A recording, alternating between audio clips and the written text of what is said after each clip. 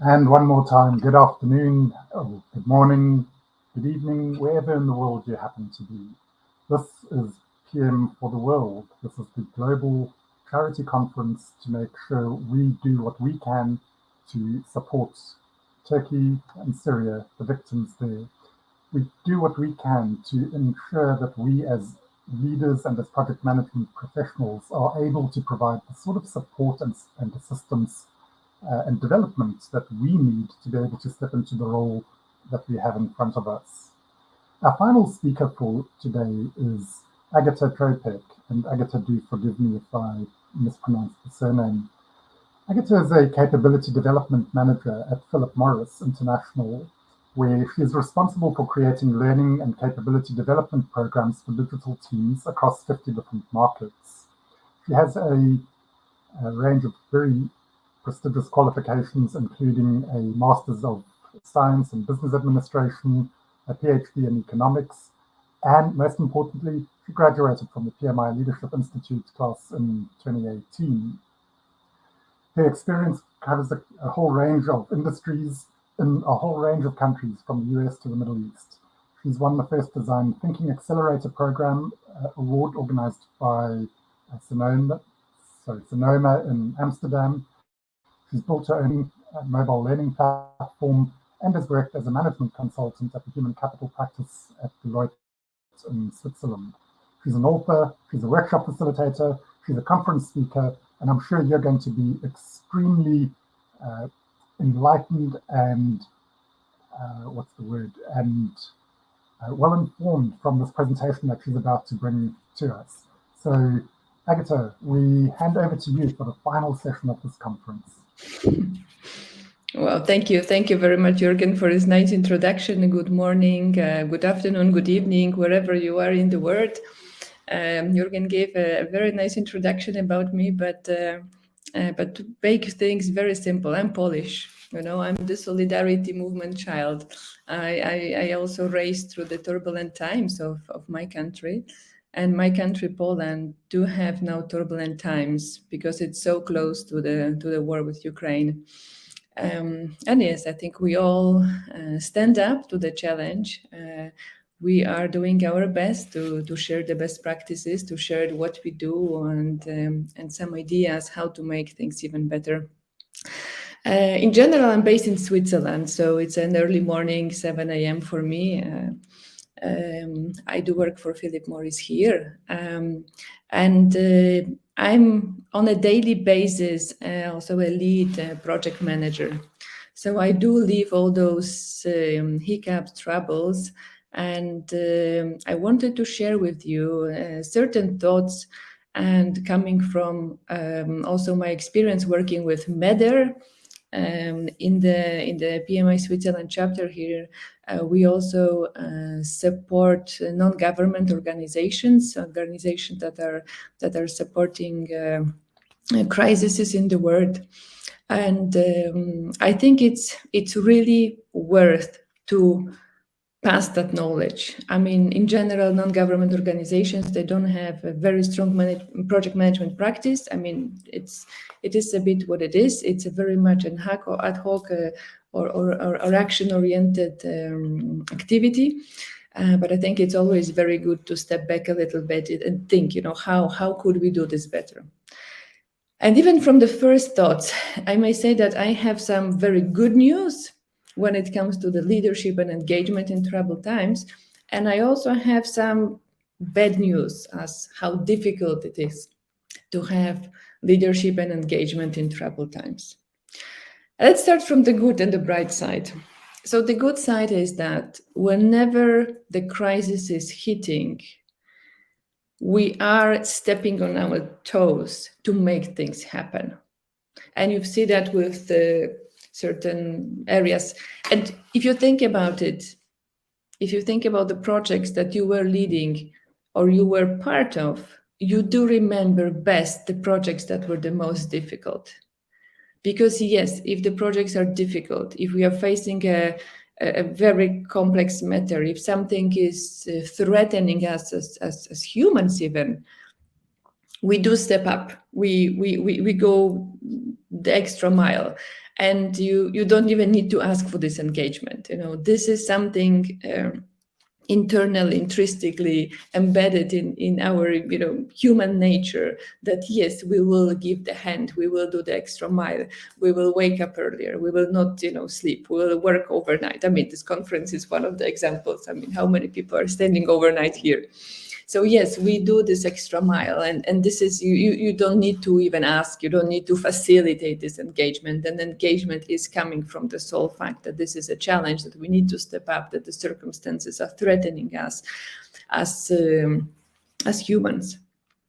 The more difficult and the darker side of this path is that because we're not sleeping, because we're working so much, because we're working so hard, we will be, as humans, prone to make certain mistakes.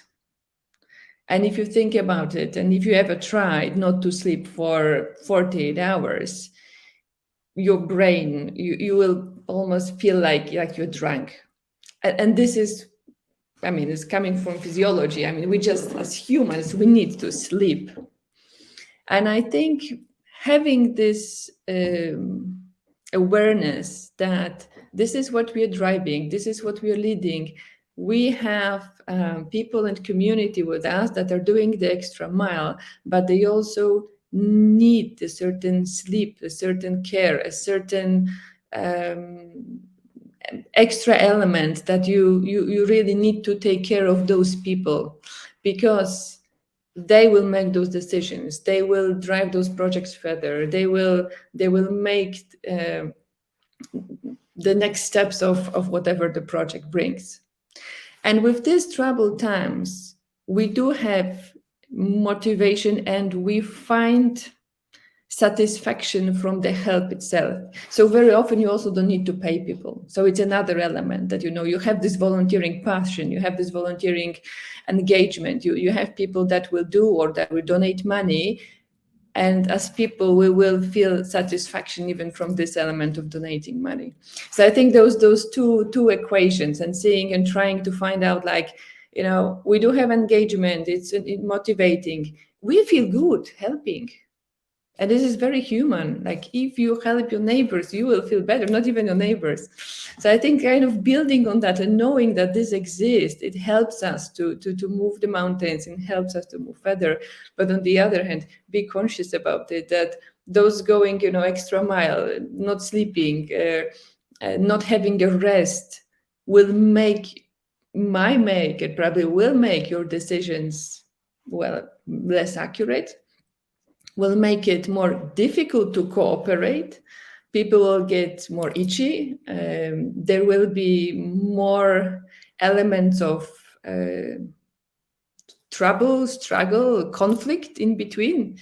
Because if we don't sleep, we are more prone to conflict. I mean, it's just how it is. And if you are interested a bit in science and in neuroscience, we have quite a great research recently, and there are some excellent materials shared and some excellent blogs looking at the neuroscience and behaviors of what's driving us, how we function under the stress. And this is exactly what is here.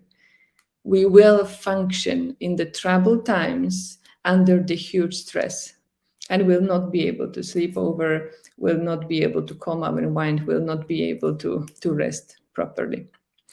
With this said, I wanted to share some few thoughts and a bit of the perspective of how to still make it work, how to still make it the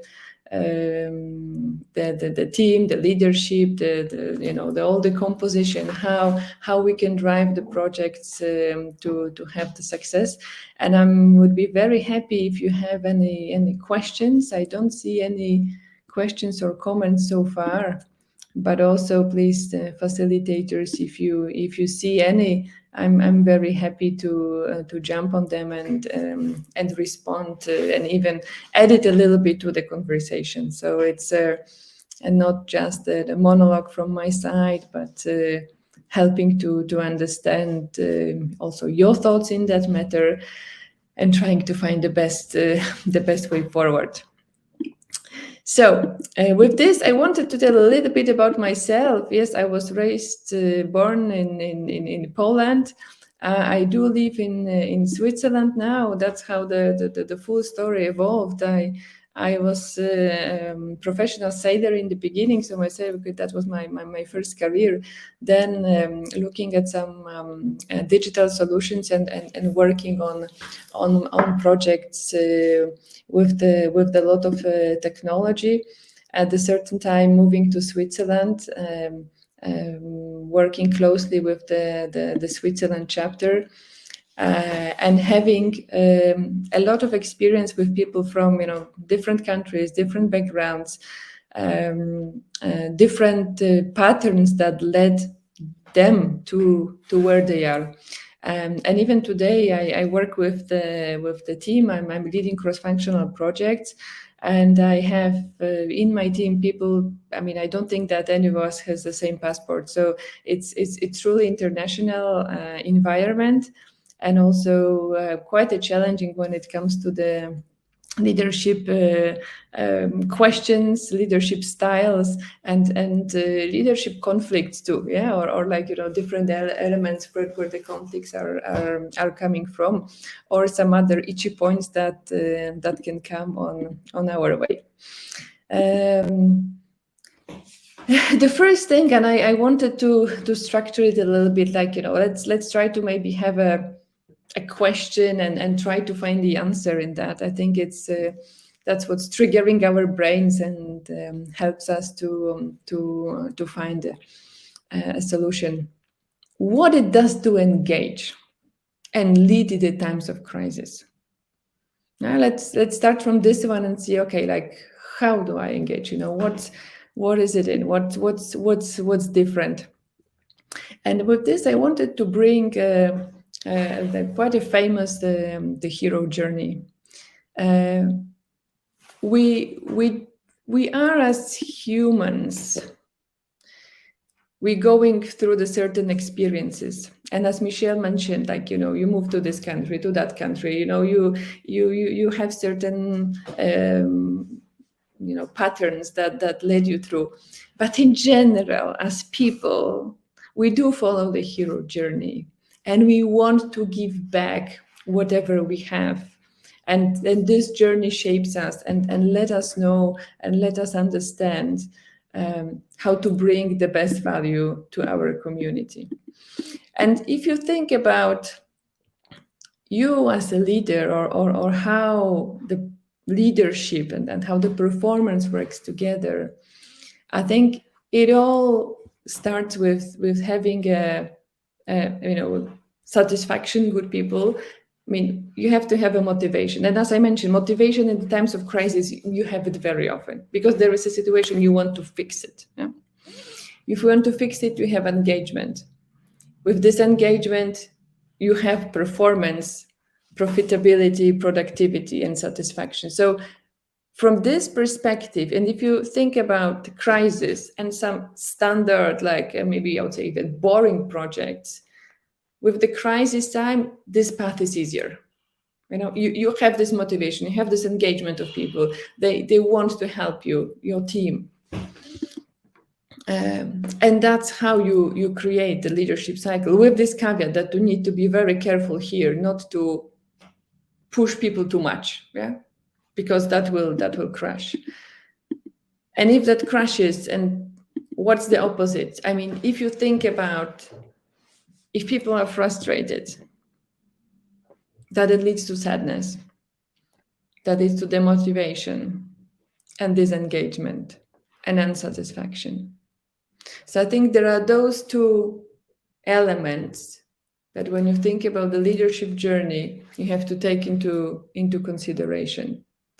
And we will tap onto that, like, what is the frustration? So if you have a time of crisis, what could be the frustration of people that are within your team? And I can take an example, for example, roles responsibilities. Because in a time of crisis, you're running so fast that you really want to fix things. You don't have time to set up, clear roles and debate about it for 3 weeks. But that can be one of the elements of frustration, because people don't know what to do, who's doing what, or just duplicating the work. So yeah, just as a highlight and the question here. Yeah. There is a question, Jürgen. Thank you very much for putting that. Is how to remain calm in times of chaos. Do you have any strategies for doing this? Okay, I'll try to maybe address it at the end. I'll just keep some time for that. Good. But yeah, that's exactly what it is.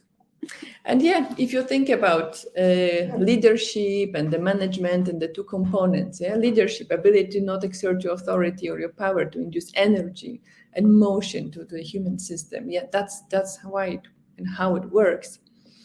And the management, the ability to orient the energy toward the goal and achieve it. I think this is the tricky part, that you need those both components to make things right.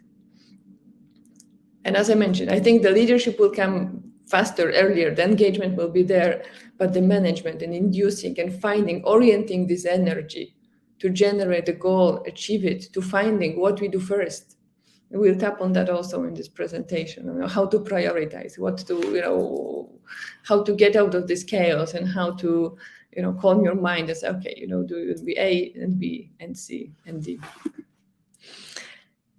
So yeah, the question about engagement. So how do we engage? Yeah, this is the beautiful equation. The agreement on overall goals, the aims and the missions. Okay, this is where we're going. Let's be clear on that. With this chaos that we have, with everything, that's the direction. The commitment, so willingness to sublime benefits, within the collective interest. I mean, this, and I bet here it's easier to have it, the commitment. The direction, a bit more difficult. And the alignment, how do we align, who's doing what, organization, coordination of knowledge, coordination of work, those elements that you can say, okay, am I good here? Is there anything else that I could do better to have all these components working together in a harmony? And yeah, creating a value. And I think we can debate also quite lengthy time on, how you create the value, when you create the value. But this is exactly very often the equation on saying, okay, I have a good intent. We all have a good intent, and especially in the times of crisis, we all have a very, very good intent, but the intent is not leading us anywhere yet. Yeah. Even the decision that we said, let's do it. I mean, okay, let's do it. It's still, it's just a decision, but nothing has happened yet. Huh? Looking a bit more forward, saying, okay, decision, taking into account your capability. Can I do it? Do I have resources? Do we have time for that? Then having a result. Okay, like thinking 2-3 steps ahead. If I do this, what will be the result?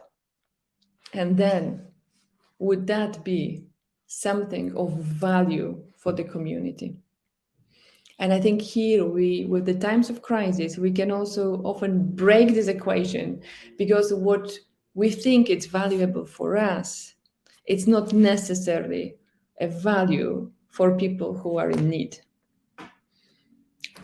And I spoke many times with people and friends, supporting Africa or supporting projects. I mean, sometimes we do have our own.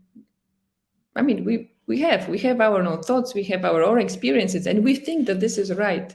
Well, not necessarily for the community, for the people, for the situation on the ground. The value is somewhere different.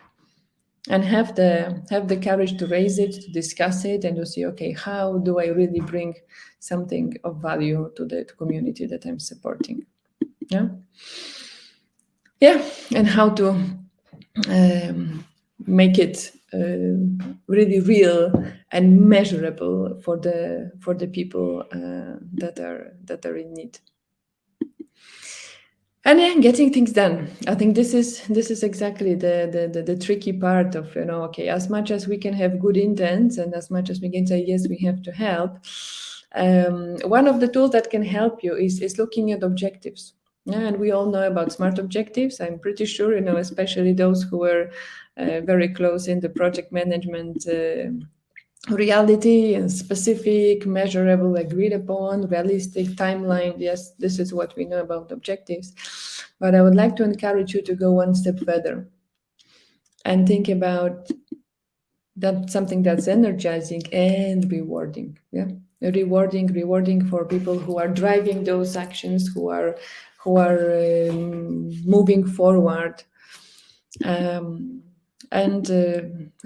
being very cautious also about thinking or doing things that are diffused and measurable meaningless. I don't think that there will be anything boring in times of crisis. I think in general, this can relate mostly to a general work situation. But looking at simply not achievable, that might be the case. Yeah, like you need to put the objectives a little bit up higher so they are energizing and rewarding. But think about not pushing people to do things that are not achievable, because that will trigger again the frustration, and that will kick you out of the balance and of the situation. And here, looking at exactly a bit of the question, how to kill the panic. I mean, everything is now needs to be done, right? And this can be discussed. That's one of the tools is the Eisenhower urgent important scale, to maybe just as a very practical tool. Let's sit at the table and see what do we have. And prioritize. Look at it. We have certain tasks that are urgent, means that they require immediate action now, today. Yeah, it's like literally shouting now. They put us in a reactive mode, but in general, times of crisis, we are in a reactive mode. Yeah, we don't have time to deliberate about the future on 5 steps ahead. No, we are in reactive mode. In general, it's a hurried, narrowly minded focus. But the tricky part is to find also things that are urgent and important, so those that will contribute to the values, to the goals that you want to achieve, that will really bring the value for the community, not the value that you think you will bring. They might be also urgent, but there might be also not urgent.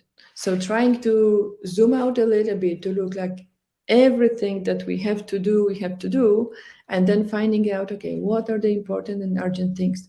Let's focus on them. Then important but not urgent. If something is not important but urgent, it's literally trying to kill and to say no. I think it's also very difficult in times of crisis to say no. I mean, everything. So this can be a good tool to help you to structure a little bit your work and say, okay, this is what we do next, and to find the best way. And yeah, I think one more element that I wanted to mention, and I know that time is running out, and I still wanted to leave a few minutes for the question, is how we ensure that we look at the people a bit deeper, and we look at how they react to the situation very often comes from their backgrounds. And yes, you might have people who are experiencing a war situation themselves. I have now colleagues in Ukraine that are going, fighting with the guns. And they were my peers working, next to me on, the meeting. Sometimes it's like unbelievable.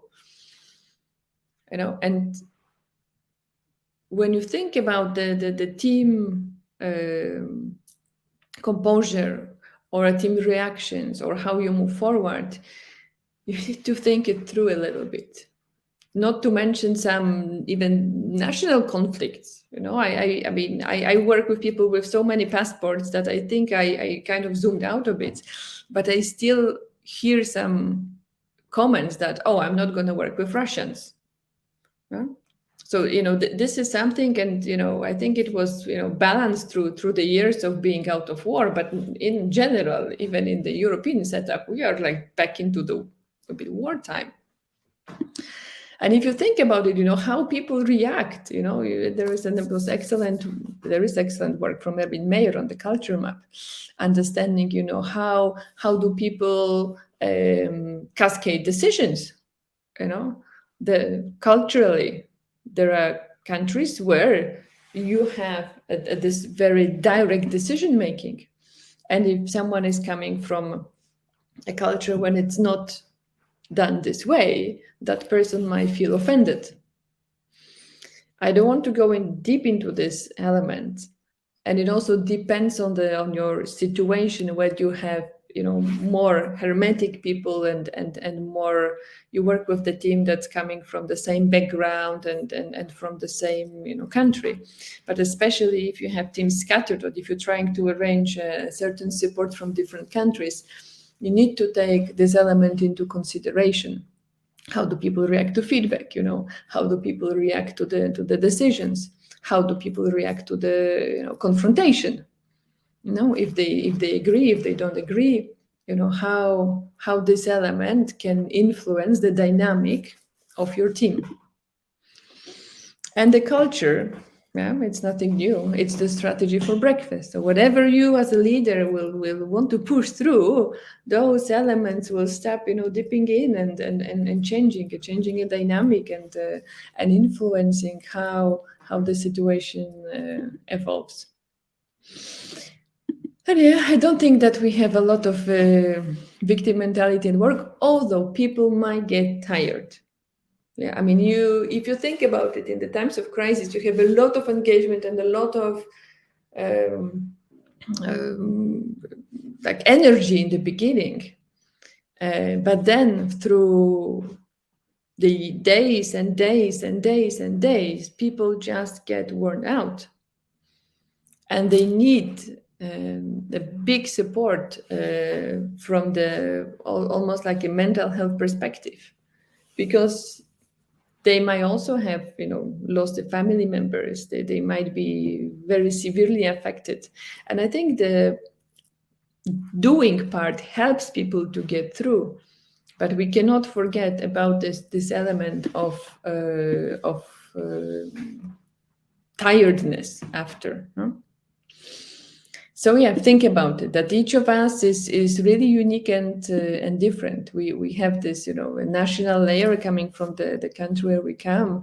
We may have corporate, or the layer of where we work, or how are the experiences. Another layer of generational. Young people will react differently than people from the older generation. They might even have and find value somewhere else in certain actions. And you have this, individual aspect of how you were formed and how your individual cultural configuration works. And how do we grow through the resistance, and how do we grow through this crisis? Develop cooperative mindset. What it means, cooperative. In general, this is what it means, and especially in times of crisis, we want to do something, and as I mentioned, I think kind of going back to, okay, where do we go? What are the goals? What value we are bringing? And can we build that value together, and not necessarily work in an urgent manner on things that just need to be fixed quickly. If you're familiar with the bounded accountability, shared accountability, I think the overall message here is try to create as much of the shared accountability for the final result as possible. And avoid, those middle layers where someone is doing just this piece and another person is doing just that piece. To really help people to see how do they contribute to the final result, and to to avoid this intermediate shifting of works, or being just, taking papers from one desk to another desk. Yeah.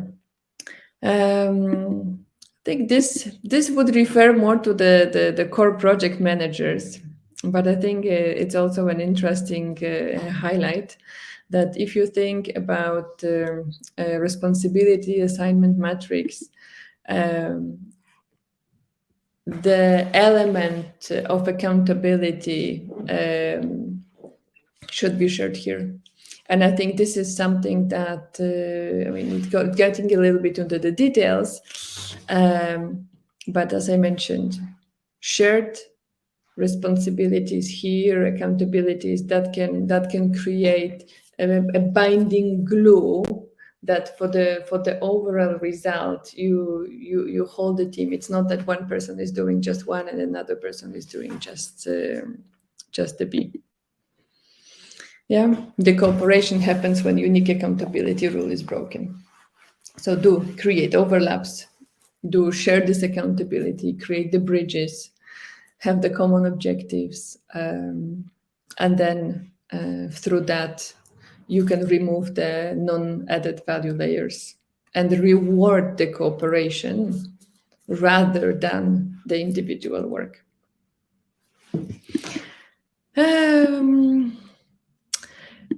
Here, I think, looking at the time, it's maybe I will just share those slides so you can also have a look at some influence tactics. Because, okay, in the times of crisis, you may also say, okay, how do I influence? How do I, make things work, and how do I convince people that what we can do more? And here are some influence tactics that can help you to facilitate your daily work. But the general message is that whenever you have also, objection, how to deal with resistance, how to convince people whenever they don't agree with you. And yeah, quite answers on, always trying to give the information, what is in for me, how this can facilitate us and move us to the final. And yeah, things never go as planned. And I think this is nothing new when it comes to easy projects, crisis projects, other projects. Resilience is something that we need to embed in our work. There is an interesting research saying that for the people who bounce back, there are 3 traits that they present. They face down reality. So if something is bad, it's bad. Don't color it. Don't overdo. Don't make things shinier. No, I mean, if the people who face down reality, they're more resilient. People who search for meaning are more resilient. And people who make everything out of nothing. So people who are very creative in a sense that, okay, if I don't have enough of money to do it, I can still do it with some bits and pieces. Or if I don't have a proper tool, I can make the tools out of nothing. So these are the 3 traits of people who bounce back, and it's a path for resilience to having all those 3 things in mind. I have only 5 minutes late, so I think I'll just post at this moment and check if there are any other questions, comments. I see here some questions on the emotional layer. Okay, after on the emotional layer, I saw a LinkedIn cartoon on knowing when to take a break. After chaos has been managed, are people taking a break? Do we see that as a second crisis?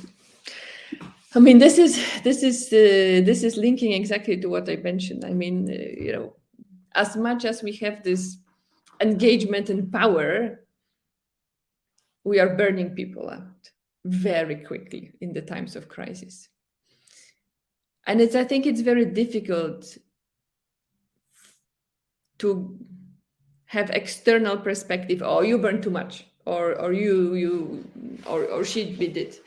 I think it's our responsibility to also know ourselves and know our limits, and be very, very defensive in a sense, even if I have the bad sense that, I'm protecting myself, I cannot do it anymore, and I'm saying no.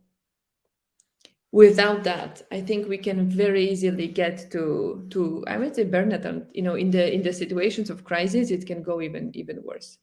And there are mental health issues, and in general depression. I think it's nothing new when it comes to the crisis projects. So I think I don't have a silver bullet for that, and I think no one has. Have a good sleep. That's what I've learned from the latest neuroscience research, is that one of the most important elements that people just intrinsically need, and this is what we need to give our people to. So pushing your team to work overnight, I would never do it. No. And finding out the way to find a balance in between the challenges that we have, the objectives, and prioritizing them, and having as a leader, the one to say, yes, I'm going to sleep. I am the role model in that area, and I want my team to be healthy, to be focused, to take the best decisions, and to provide the best value in the current situations that we have.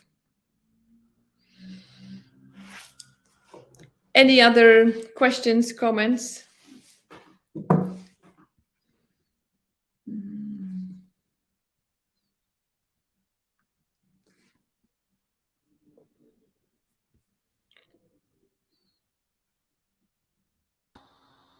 I guess I'll just put another one up there from also from Liz. It's certainly been one of the things I heard in your presentation, and I made a note of it. I've heard consistently over these last 24 hours that we need collaboration, we need cooperation. I did like the idea of actually telling people you need to sleep, be a role model, and go and sleep. There's some people on the stream right now that probably need that. But there's been great collaboration from us. So how do we do more to build up that collaboration?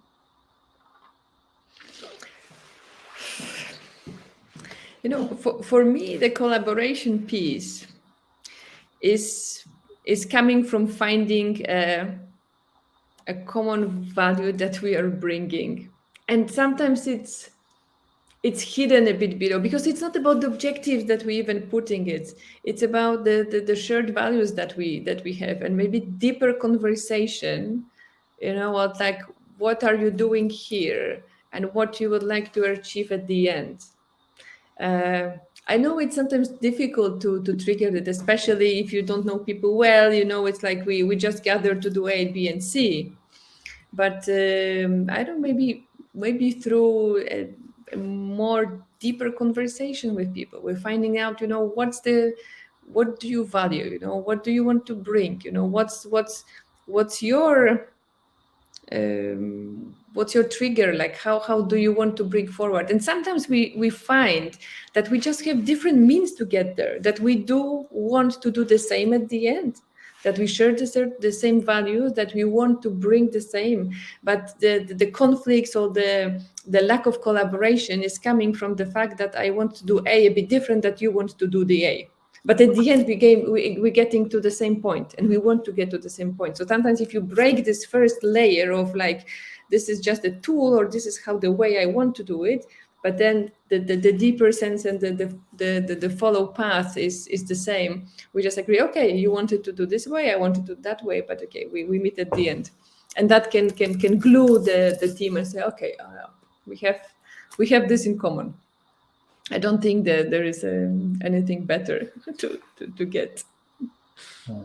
I actually found, you mentioned earlier Erin Meyer's work in culture map, and I've done a lot of reading in that area, so Trompenaars and the Hofstede and so on, and I really found her 8 communication areas so fascinating, and saying that we do want the same things, we just express it differently, and therefore a lot of the conflict or the inability to collaborate often comes from pure misunderstanding of how we're engaging with people.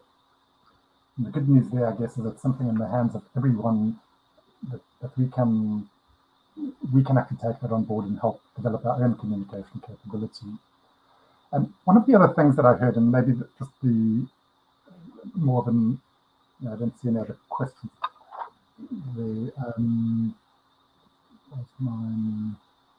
Yeah, I think there is only just this hint of aspect wellness, well-being. I can give you one more tip, and I'm trying to use this one. It's called non-sleep deep rest. I don't know if I can put it into the comment chat. I don't think I can.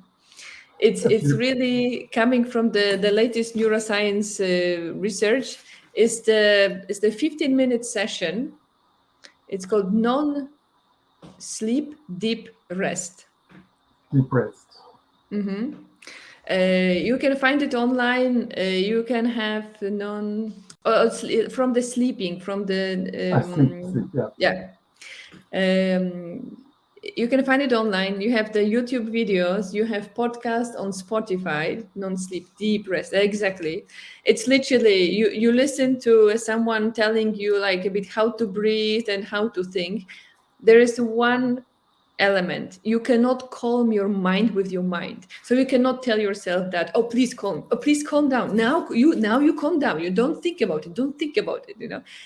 With this technique, you need to trick yourself a little bit as a human. So you need to force your through breathing and through elements like thinking about even like a certain parts of your body, you can switch and you can really relax in an amazing way, even in the turbulent times, even in the moment that you're facing some anxiety, and this is something, and it's not about yoga, even it's not about mindfulness, it's neuroscience based check tools that I think are now appearing that you can really use and consciously, because it's this element that I think that this element that, okay, I know that I am super tired, or I know that I am super anxious today, I didn't sleep well, I'm angry on the whole world, so this kind of self-reflection, linking also to in general, emotional intelligence and all that part, that's okay, as a leader, I'm stepping back, I will not poke on my team members because I know that I'm bad today. Yeah, and exactly, Huberman Lab podcast on YouTube. Thank you, Kaidi. That's how things work. But yeah, I think it's some new things, some tools that can really help us to be better in this situation. And I think a lot of that really does come back to having rest, being at a state of mental peace, because when you are there, you get a lot better decisions made. You may not have heard the panel discussion that we had earlier. I was sleeping. I was sleeping as a baby. But you might find it really interesting to go back and listen to that. We had people like Sarah Fox, Brad Moffat, and Amani Musabi talking about a lot of what you were saying, assigning up roles and responsibilities, clear communication, accountability, pausing and being calm in those moments of stress when they had to go either with the bushfires here in New South Wales or the flood crisis that we had, the outbreak of COVID. So at an organizational level, as well as down to the personal level, there are these very simple common themes that we have. And to me, it's communication, roles and responsibilities, being at peace, being at rest. Agata, thank you very, very much for your time. I know it was short notice, it was early morning for you. Yeah, so it was prepared between 10 p.m. last night and 7 a.m. this Yes, and there were probably 15 minutes of